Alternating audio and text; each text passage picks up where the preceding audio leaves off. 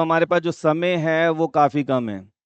वैसे तो हम अगर सॉल्यूशन चैप्टर की बात करें, जब मैं इसको रेगुलर बैच में पढ़ाता हूँ, तो 20 से 25 दिन लग जाते हैं, मगर आज के टाइम में वो चीज़ पॉसिबल नहीं है। ठीक है, तो अब हम इसको स्टार्ट करते हैं, थोड़ा क्विक करेंगे। जैसा कि आप स्क्रीन पे क्वेश्चन देख सकते हैं, ये जितने भी क्वेश्चन यहाँ पे बेटा अवेलेबल हैं, वो सारे के सारे क्या हैं, बोर्ड एग्जाम में आए हुए हैं या फिर आने की उनकी प्रोबेबिलिटी है। तो जो भी इंपॉर्टेंट क्वेश्चंस हैं वो सब मैंने स्क्रीन पे आपको दे रखा है।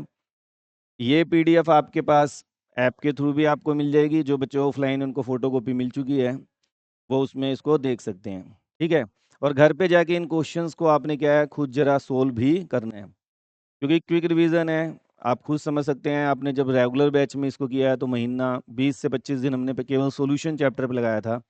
उतना डेप्थ में अब नहीं जा सकते, क्योंकि अब टाइम कम है। अब हम केवल बोर्ड को लेकर चलेंगे।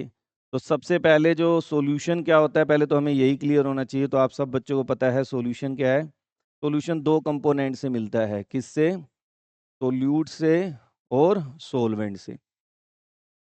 हमारे पास जो सॉल्यूशन चैप्टर है बेटा, ये हमारे पास है ट्रू सॉल्यूशन। एक्चुअल में सॉल्यूशन 3 टाइप का होता है, true solution, colloidal solution and, बताइए और क्या होता है, सस्पेंशन।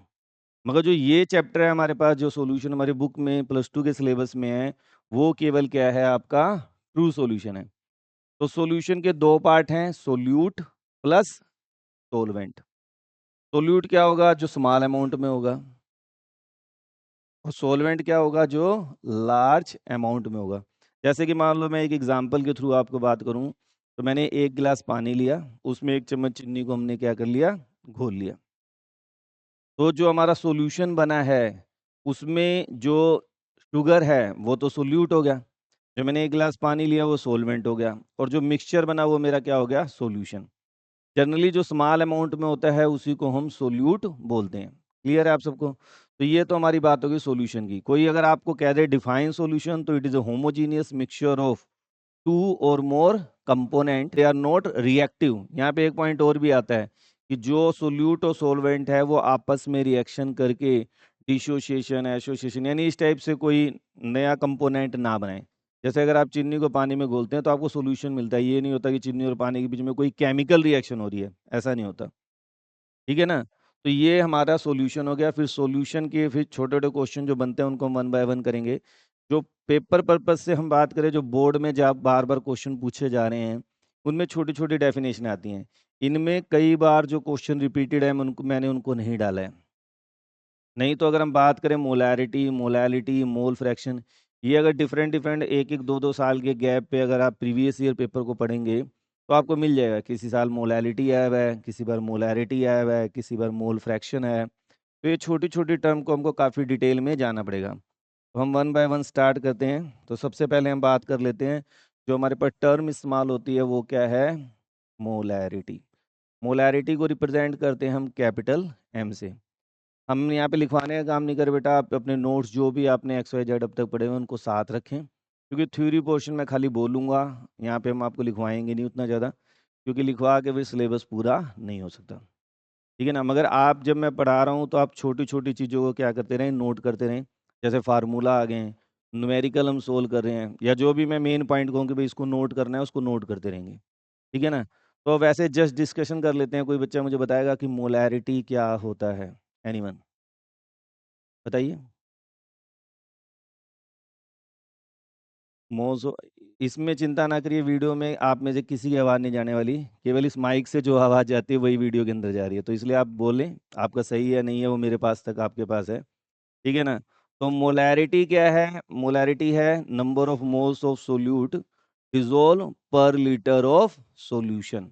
यानी 1 लीटर सॉल्यूशन जो हमारा है उसमें कितना सोल्यूट डिजोल्व है, उसी को हम क्या बोल देते हैं, मोलैरिटी बोलते हैं। ठीक है ना। तो मोलैरिटी जो हमारी कैपिटल M से रिप्रेजेंट करते हैं, हम सीधे फार्मूले पे आते हैं जो बार बार इस्तेमाल होगा, क्या, number of moles of solute dissolve in 1 litre of solution. तो वॉल्यूम ऑफ क्या आ जाएगा, सॉल्यूशन, ये किस में होगा, लीटर में। ठीक है। अब नंबर ऑफ मोल्स का कोई बच्चा मुझे फटाफट फार्मूला बता दे। वेरी गुड, क्या बात है। तो given mass upon molecular mass. तो यानी अगर आपको नंबर ऑफ सोल्यूट दिया हुआ है तो क्या आ जाएगा, weight of solute upon molecular wait, और इनटू क्या हो जाएगा बेटा 1000 अपॉन वॉल्यूम ऑफ सॉल्यूशन। अगर हम 1000 ऊपर लेते हैं तो हमारा जो वॉल्यूम ऑफ सॉल्यूशन होगा वो ml में होगा। क्लियर है सबको? अब यहाँ पे यूनिट्स क्या होंगे, ये बहुत ही ज़्यादा इंपॉर्टेंट है। मैं क्लासरूम में भी आप लोगों को कहता हूँ, यहाँ पे भी कह रहा हूँ। एग्ज़ाम में ध्यान रखना, न्यूमेरिकल में कोई भी न्यूमेरिकल जो आ रहा है, अगर आपने उसके यूनिट्स आंसर के साथ मेंशन नहीं किए हैं तो आपके हाफ मार्क्स डिडक्ट हो जाएंगे। It is very compulsory. यानी आप जो न्यूमेरिकल करें अपने दिमाग में बिठा लिया, जब आंसर मैं लिख रहा हूँ ना तो यूनिट्स लिखना है। हो सकता है कि आपकी कैलकुलेशन, आपने कोई न्यूमेरिकल किया, आंसर आना चाहिए था 1.7 मोलर, आपका आ रहा है 1.4, ठीक है, और आपने यूनिट्स भी नहीं लगाए तो आपका 1 मार्क्स डिडक्ट हो जाएगा। मगर अगर आपने यूनिट्स लगा लिया और एग्जामिनर इसको करेक्ट आंसर नहीं मानता, ये चलो छोड़ो 0.4 आ गया जो टोटली रॉन्ग है, 1.4 में तो फिर भी वो क्या कहेगा, आसपास कंसीडर कर लेगा 1.7 को और आपको पूरे नंबर दे देगा। मान लो मैं कह रहा हूँ बिल्कुल ही गलत है, 0.4 आ गया, इस पे तो एग्जामिनर को काटा लगाने ही लगाने हैं। तो वो केवल आपके हाफ मार्क्स डिडक्ट करेगा अगर आप इसको नहीं लिखते। अगर ये आपका गलत भी है और आपने यूनिट्स, मगर आपने यूनिट्स भी नहीं लिखा और ये भी गलत आ गया, फिर आपका 1 मार्क्स क्या हो जाएगा, डिडक्ट हो जाएगा। तो सीबीएसई की चेकिंग के पैटर्न को भी समझ के आपने क्या करना है, अटेम्पशन को सीखना है। और मैं साथ के साथ आपको अटेम्पशन ही बताता जाऊंगा कि किस टाइप से आपको एग्जाम में अटेम्पशन करिए। अभी मैं न्यूमेरिकल सोल्व करूंगा तो देखना मैं कैसे सोल्व कर रहा हूँ, आपको बोर्ड में उसी पैटर्न से न्यूमेरिकल को क्या करना है, सोल्व करना है। ठीक है, तो यहाँ पे आपको क्या समझ आ गया, मोलैरिटी क्या है, number of moles of solute dissolved per litre of the solution. Units कोई पूछ ले तो क्या कहोगे, मोल पर लीटर। अगर आप मोल पर लीटर नहीं लिखना चाहते तो आप कैपिटल एम भी लिख देंगे, तब भी एग्जामिनर आपको मार्क्स फुल दे देगा। क्लियर है यहाँ तक? अब इसकी छोटी छोटी बातें होती है, इसके एडवांटेज डिसएडवांटेज की बातें। अब ये क्वेश्चन करेंगे, वहाँ डिसएडवांटेज पूछा गया है सीबीएसई में, तो इसकी डिसएडवांटेज यही है कि जो मोलैरिटी है ये वॉल्यूम पे डिपेंड करता है, और टेम्परेचर को चेंज करते ही वॉल्यूम आप लोगों को पता है क्या हो जाता है, चेंज हो जाएगा। अगर टेम्परेचर चेंज करेंगे मोलैरिटी, वॉल्यूम चेंज होगा, वॉल्यूम चेंज होती है मोलैरिटी चेंज होगी। यानी एक सॉल्यूशन सपोज करिए मैं यहाँ पे बना रहा हूँ, एक सॉल्यूशन मैं लद्दाख में बना रहा हूँ, तो दोनों जगह टेम्परेचर तो अलग है, तो दोनों की कंसंट्रेशन की वैल्यू क्या हो जाएगी, डिफर। दैट्स वाई मोलैरिटी जो है, it is not a good concentration term in laboratory purpose. तो कोई पूछ ले भाई लेबोरेटरी पर्पस में मेन कौन सी ली जाती है, फिर अभी हम थोड़ी देर में मोलैरिटी की बात करेंगे। मोलैरिटी टेम्परेचर चेंज करने से चेंज नहीं होता। क्लियर है, छोटी छोटी बातें, मोलैरिटी क्लियर हो गया। फिर हम बात करेंगे इसके बाद, एक जो छोटी टर्म आती है हमारे पास नेक्स्ट, वो आती है क्या, मोलैलिटी। नेक्स्ट क्या है बेटा, मोलैलिटी। छोटी छोटी बच्चे आप लोग गलती करते हैं, स्मॉल एम और कैपिटल एम में बहुत अंतर पड़ जाता है केमिस्ट्री के अंदर। स्मॉल एम से हम मोलैलिटी रिप्रेजेंट करते हैं और कैपिटल एम से क्या रिप्रेजेंट करते हैं, मोलैरिटी। ठीक है, अब मोलैलिटी और मोलैरिटी में कोई पूछे भाई बेसिक डिफरेंस क्या है, तो मोलैरिटी में वॉल्यूम ऑफ सॉल्यूशन इस्तेमाल किया जाता है, यहाँ वेट ऑफ सॉल्वेंट इस्तेमाल किया जाता है। तो मोलैलिटी जो है ये क्या हो गया, number of moles of solute divided by volume of, sorry अब यहाँ पे क्या आ जाएगा, वेट ऑफ सॉल्वेंट, वो भी किस में आ जाएगा, किलोग्राम। ठीक है ना, पर केजी ऑफ द सॉल्वेंट। और जब इसका फार्मूला जो आपको बेसिक याद करना है वो आप क्या करेंगे, वेट ऑफ सोल्यूट किसमें होना चाहिए, ग्राम, मोलिकुलर वेट किसमें होना चाहिए, ग्राम पर मोल, 1000 वेट ऑफ सोलवेंट किसमें होना चाहिए हमारा, किलोग्राम। अब जब अगर 1000 ले रहे हैं तो किसमें हो जाएगा, ग्राम। तो कोई पूछ रहे यूनिट्स क्या है, मोल पर केजी। देखिए डिफरेंस किस किस तरह से है, मोलैरिटी में मोल पर लीटर था, मोलैलिटी में क्या हो गया, मोल पर केजी हो गया। अब यहाँ पे कोई ऐसी टर्म नहीं है जिसको टेम्परेचर चेंज करने से कोई फर्क पड़ता हो। यानी यहाँ पे वेट ऑफ सॉल्वेंट है, weight doesn't change with the change of volume. इसलिए एक सॉल्यूशन मैं यहाँ बना रहा हूँ या फिर किसी ठंडे एरिया में बना रहा हूँ या बहुत ज़्यादा गर्म एरिया में बना रहा हूँ, तो वहाँ पे टेम्परेचर चेंज होने की वजह से उसकी कंसंट्रेशन पे कोई फर्क नहीं पड़ेगा। इसलिए molality is better concentration term for the laboratory purpose. तो मोलारिटी को हम बेटर कंसंट्रेशन टर्म मानते हैं। यहाँ तक में बताइए कोई पॉइंट जो आपको समझ ना आ रहा हो। क्लियर है सबको? क्वेश्चन दिखा देता हूँ कि एग्जाम में बोर्ड में किस टाइप से आपको पूछा जाता है। तो सबसे पहले तो आपको डेफिनेशन ही पूछी गई कि मोलारिटी क्या है, तो हमारा फर्स्ट क्वेश्चन हो चुका है। ठीक है, उसके बाद है डिफाइन मोल फ्रैक्शन, अभी कर लेते हैं। नेक्स्ट है आपका थर्ड क्वेश्चन, देखें what is meant by molality of solution. आपको समझ आ गया, मैं करवा चुका हूँ आपको। State the main advantage of molality over molarity as the unit of concentration term. तो अभी मैंने आपको बताया कि मोलालिटी में टेम्परेचर चेंज करने से कंसंट्रेशन टर्म चेंज नहीं होती, बट मोलारिटी में टेम्परेचर चेंज करने से कंसंट्रेशन क्या हो जाएगी, चेंज हो जाएगी। ये इसके एडवांटेज है। अब इसी क्वेश्चन को सीबीएसई ने एक दूसरे क्वेश्चन में किस पैटर्न से पूछा, देखो यही सीबीएसई की खासियत है और इसी टाइप से आपको क्वेश्चन को सोचना है। अब यहाँ पे क्वेश्चन पढ़िए, क्या आ गया, differentiate between molarity and molality. भाई मोलैरिटी और मोलैलिटी में क्या डिफरेंस है। नेक्स्ट क्वेश्चन कैसे चेंज कर दिया, how can we change molality value into molarity. अभी मैं आपको फार्मूला बताता हूँ। स्टेट वन डिसएडवांटेज, अब लैंग्वेज को देखो क्या कर रहा हूँ, वहां पे एडवांटेज पूछ लिया, अगले साल में क्या कह दिया, state one disadvantage in using the molarity as the unit of concentration term. तो सीबीएसई के पैटर्न को समझिए, क्वेश्चन वही होते हैं, लैंग्वेज को बार बार घुमा दिया जाता है। ठीक है ना, पहले कह दिया एडवांटेज मोलैरिटी की बता दो, अब कहता है डिसएडवांटेज बता दो मोलैरिटी की। भाई मोलैरिटी टेम्परेचर चेंज करने से क्या हो जाएगी, चेंज होगी। अब ये वाला क्वेश्चन आपको नोट करने वाला है, how can we change molality value into solution of molarity. तो नोट कर लीजिए, आपको एक रिलेशन कहता है मोलैलिटी m इंटू M2। तो ये आपका एक क्या है, फार्मूला है जो आपको मेमोराइज करना है कि मोलैलिटी क्या होता है बेटा, 1000 m upon 1000 minus m into M2। अब यहाँ पे क्वेश्चन उठ गया, सर ये m क्या है, ये तो मोलैरिटी है, ये तो आपका क्या है, मोलैरिटी। और ये M2 क्या होता है, मोलिकुलर वेट ऑफ, बोलो, सोल्यूट। टू वर्ड हम इस्तेमाल करते हैं सोल्यूट के लिए और वन वर्ड हम इस्तेमाल करते हैं किसके लिए, सोलवेंट के लिए। तो ये आपको उसने कहा ना, how will you convert molarity into molality या मोलैलिटी इनटू मोलैरिटी, कुछ भी आ जाए। तो हमारे पास ये रिलेशन है मोलैलिटी और मोलैरिटी का, जो आपको याद करना चाहिए।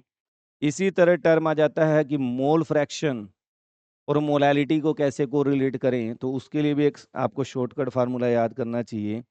एक्स बी क्या होता है, m upon m plus 1000 upon M A. देखो छोटा छोटा पॉइंट है, वो सारा गड़बड़ हो जाता है।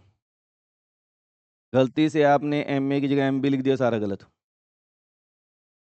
तो जब नोट करें तो इन बातों को बड़े ध्यान से समझें कि क्या चेंज हो रहा है। यहाँ पे क्या है, molality, molality plus 1000 upon molecular weight of solvent, M A आ गया यहाँ पे, मोलिकुलर वेट ऑफ सोलवेंट। अभी इनके ऊपर रिलेटेड हम न्यूमेरिकल भी करेंगे। तो ये शॉर्टकट फार्मूले होते हैं। अगर मोल फ्रैक्शन, बी का मतलब क्या हो गया, मोल फ्रैक्शन ऑफ सोल्यूट। कोई कहते हैं मोल फ्रैक्शन ऑफ सोलवेंट चाहिए, तो आप सबने पढ़ रखा है बेटा, एक्स ए प्लस एक्स बी क्या होता है, 1। सम ऑफ द मोल फ्रैक्शन क्या होता है किसी भी सॉल्यूशन का, 1। तो अगर आपको एक कंपोनेंट का मोल फ्रैक्शन पता है, दूसरे का निकालना है, तो क्या कर देते हैं, उसको 1 में से सब्स्टिट्यूट कर देते हैं। यहाँ तक बताइए किसी बच्चे को कोई डाउट हो, आप बीच में क्वेश्चनिंग कर सकते हैं जहाँ पे कभी दिक्कत लगे आपको। ठीक है, बोलिए कोई डाउट यहाँ तक, क्लियर सबको, नोट करते रहेंगे साथ के साथ, ठीक है। चलिए,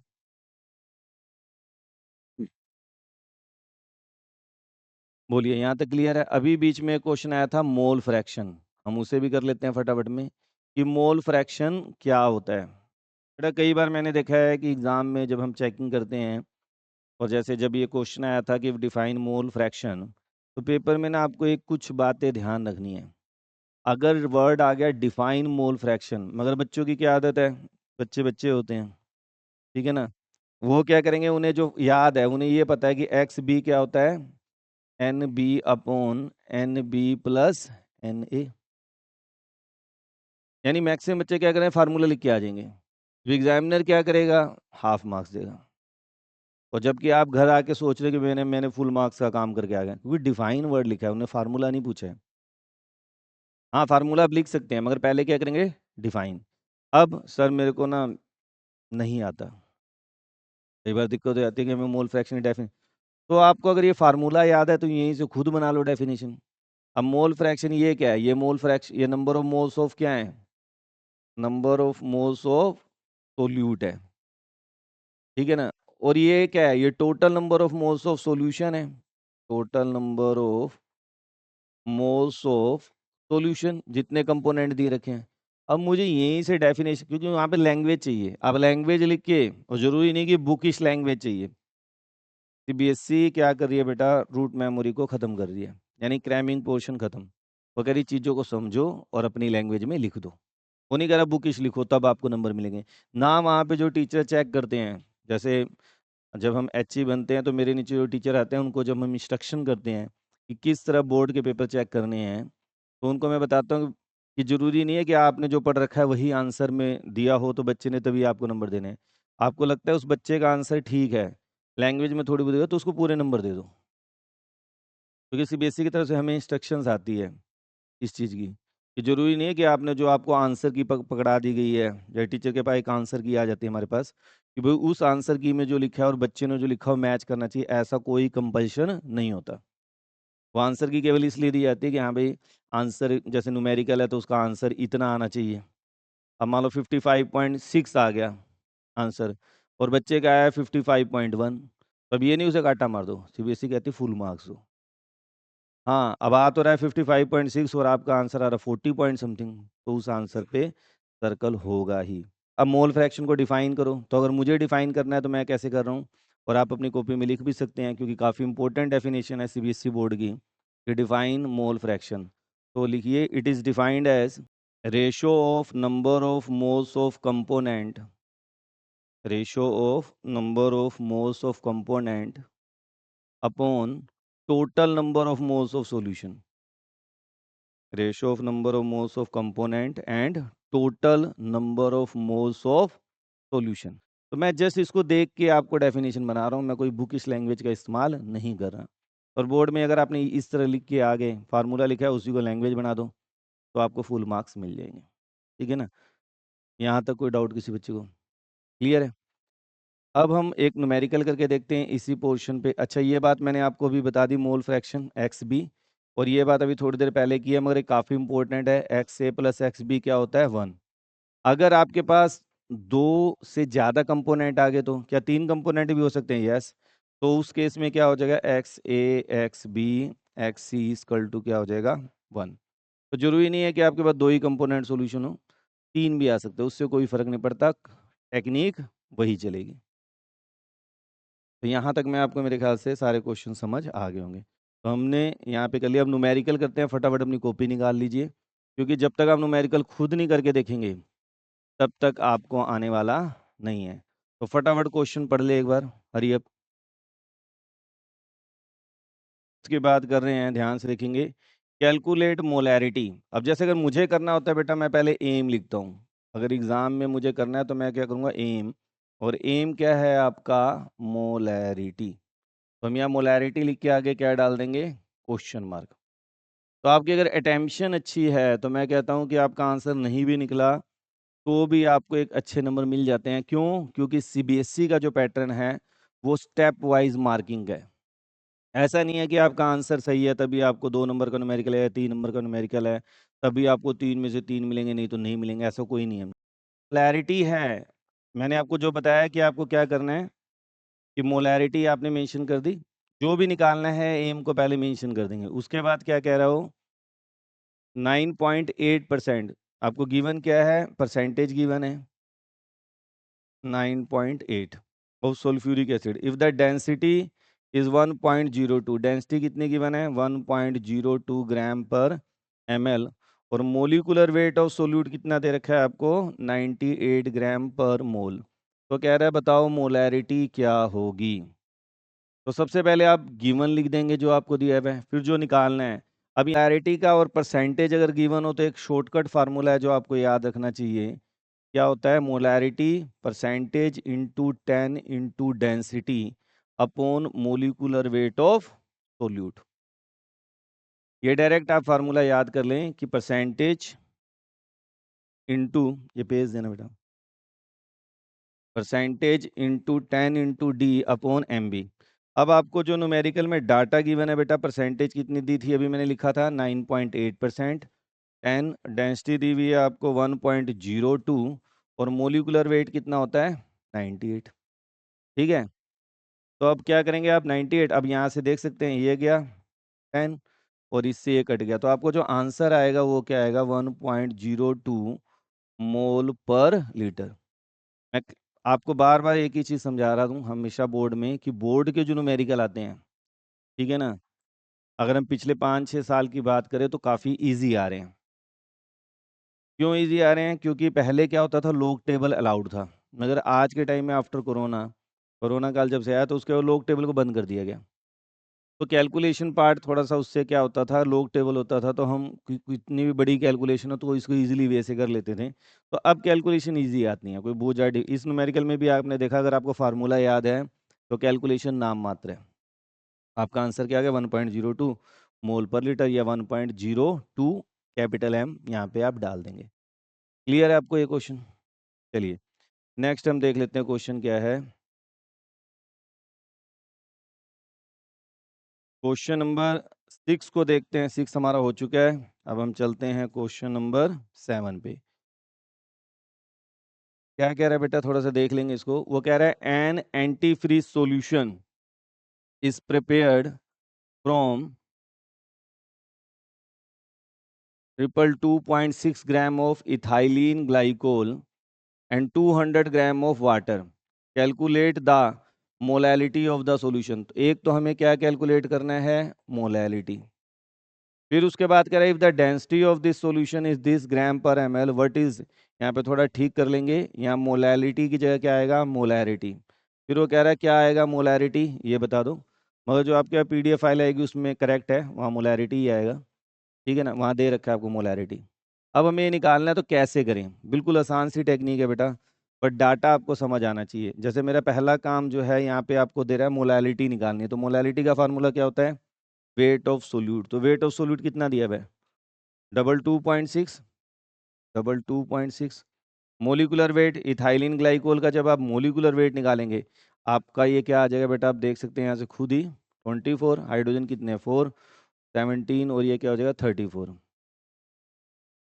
तो ये कितना आ जाएगा 21, तो 62 ग्राम पर मोल इसका क्या आ जाएगा, मोलिकुलर वेट आ जाएगा। ये आपको निकालने आते ही, कार्बन का 12 होता है एटॉमिक मास, हाइड्रोजन का 1 होता है और ऑक्सीजन का 16 होता है। तो वो सारा जब आप पुट करेंगे 62 आ जाएगा, तो यहाँ पे 62 इंटू 1000। फिर क्या फार्मूले में अभी हमने थोड़ी देर पहले किया था, वेट ऑफ सोलवेंट। तो यहाँ पे आपको सोलवेंट कितना दिया हुआ है 200 ग्राम, तो हम यहाँ पे क्या लिख देंगे 200 ग्राम। बस इसको सोल्व कर देंगे, जो सोल्व करके आएगा वो आपका क्या हो जाएगा आंसर। यूनिट जरूर लिखने हैं एम, समझ गए? तो इसको सोल्व करना है आपने, ये बात ध्यान रखेंगे। अगला है मोलैरिटी, कि भाई मोलैरिटी अब कैसे निकाले सर, मोलैरिटी तो आ गया, चलो मोलैरिटी निकालनी है। तो मोलैरिटी में वॉल्यूम ऑफ सॉल्यूशन इस्तेमाल होता है। क्या इस्तेमाल होता है, वॉल्यूम ऑफ सॉल्यूशन। मगर मेरे को तो यहाँ पे क्या है, वॉल्यूम ऑफ सॉल्यूशन गिवन नहीं है। तो अगर आपको नहीं गिवन तो आप कैलकुलेट करिए, कैसे निकालेंगे हम, वेट ऑफ सोल्यूट और वेट ऑफ सोलवेंट दोनों क्या कर देंगे, जोड़ देंगे। तो मेरे पास क्या आ जाएगा, वेट ऑफ सॉल्यूशन आ जाएगा। अब वेट ऑफ सॉल्यूशन को वॉल्यूम ऑफ सॉल्यूशन में कन्वर्ट करने के लिए क्या करते हैं बेटा,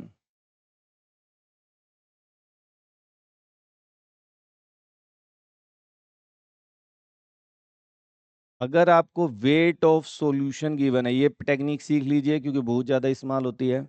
तो वेट ऑफ सॉल्यूशन क्या होगा, वेट ऑफ सोल्यूट कितना था 222.6 और वेट ऑफ सोलवेंट कितना था 200, तो ये क्या हो गया 422.6 ग्राम। मगर मुझे क्या चाहिए, वॉल्यूम चाहिए। तो वॉल्यूम ऑफ सॉल्यूशन कैसे निकालेंगे, तो डेंसिटी का फार्मूला क्या होता है बेटा, मास अपॉन वॉल्यूम। तो वॉल्यूम क्या होगा, मास अपॉन डेंसिटी। अब मास कितना है आपको, 422.6 और डेंसिटी कितनी दी है 1.07। देखिए आपको क्या डाटा दिया हुआ है 1.07, यही दिया हुआ है, 2 भी है 2। तो ये मेरे पास ml में क्या आ गया, वॉल्यूम आ गया। आपको ज़रूरत नहीं है यहाँ पे सोल्व करने की, क्यों? क्योंकि हम इसको डायरेक्ट पुट कर देंगे, कैलकुलेशन पार्ट वहीं करेंगे। तो अब मुझे मोलैरिटी निकालनी है, तो मोलैरिटी क्या होगा? वेट ऑफ सोल्यूट क्या है? 222.6। मोलिकुलर वेट अभी आपने निकाला है 62। 1000 अपॉन क्या आ जाएगा? वॉल्यूम। तो हम इसको यहीं पे लिख लेते हैं, 422.6 इंटू 1.07। और अब आपने इसको क्या करना है बेटा? सोल्व करना है। अब कहते आप में से कई बच्चे ये बोलते हैं, सर दिक्कत तो सारी इसी को सोल्व करने की है, बाकी तो हम भी यहाँ तक पहुँच ही जाते हैं, है ना? यहाँ तक तो हम भी कर लेते हैं, मगर यही नाम से सोल्व होता। आपको एक चीज़ बता रहा था कि मान लो किसी बच्चे को लगता है मेरे सोल्व नहीं हो रहा, तो एक तो ये ज़रूर करें कि भाई आंसर के बाद यूनिट्स, आपका सोल्व नहीं भी हुआ ना, यूनिट्स लिखना मत भूलना। ये पहला नियम अब आज के लेक्चर में सीख के जाओ, भाई यूनिट्स तो नहीं लिखना ही लिखना है। अब इसकी कैलकुलेशन करनी है तो हम क्या करेंगे? हम थोड़ा राउंड फिगर में बात करेंगे। जैसे अगर मेरे को अगर इतनी बड़ी कैलकुलेशन करनी है, मैं क्या करूँगा? इसको राउंड अप में ले लेता हूँ। इसको 223 ले लेते हैं, ये 62 ही रहने देते हैं। 1423 इंटू 1.07 तक रहने देते हैं। बिल्कुल तो नहीं कर सकते, गड़बड़ हो जाएगी। अब इसका डेसिमल गया तो यहाँ पे नीचे क्या आ गया? 0। तो जो आपको ईज़िली लगता है मैं कैलकुलेट कर सकता हूँ, उतना सोल्व करते जाइए, ठीक है? अब क्या करें, हम किस चीज़ से कैलकुलेट करें? अब 62 है, चलो यहाँ पे क्या कर लें? 5, ये आ गया हमारा 31, ठीक है? तो किसी से भी कर लो, कैंसिल तो करना ही है। 31 से ये कितने पे जाएगा? 107। तो हम आप कहेंगे सर 31 का टाइम तो मुझे नहीं आता टेबल। 30 का आता है, 33 जा क्या हो जाएगा? 90। तो 31 का क्या हो जाएगा? 93। 93 इसमें से जाएंगे तो क्या हो जाएगा? 107 है, तो 14 बचेगा, तो 140। और ये अप्रोक्सीमेट कितने पे चला जाएगा? 4 पे। बस हमको डेसिमल के बाद एक डिजिट तो लेनी ही लेनी है, ये बात ध्यान रखना। अब मेरे पास बच गया 425, तो हम इसको थोड़ा सोल्व कर लें। 5 या 15 का 5 गया 1, गया 1, ये आ गया बटे 423 गुणा 3.4। अब ये आ गया। अब मैं इसको ही सोल्व करूंगा, कैसे करूंगा? 2 पॉइंट। अब आप कहें सर 2 पॉइंट कैसे आ गया? 423 का टेम्परे मेरे को तो टेबल आता नहीं, मुझे भी नहीं आता, ठीक है ना? तो मगर मुझे पता है अगर ये 400 होता तो 400 दूनी 800, ठीक है? और 23 है, 23 दूनी क्या होता है? 46। 846 आ गया, यानी मुझे एक 1115 में से 846 को क्या करना है? घटाना है। तो क्या हो जाएगा? 15 में 6 गए 9, 6, और यहाँ पे क्या आ जाएगा? 2। 269 बच गया आपका। अब हम क्या करेंगे? उसके आगे क्या लगा देंगे? 0। अब ये अप्रोक्सीमेशन में किस पे जाएगा आपके हिसाब से? यहाँ पे 4 है, आपको पता है अगर मैं 4 की बात करूँ तो 4 6 24, यही होता है। तो वहाँ पे अब 7 पे तो जा नहीं सकता, 4 7 28, तो अब ये कितने पे जाएगा? 6 पे, तो 2.6। बहुत ज़्यादा आपको मैं कह रहा हूँ कैलकुलेशन नहीं करनी। अब इन दोनों को मल्टीप्लाई कर दीजिए, 34 इंटू 26।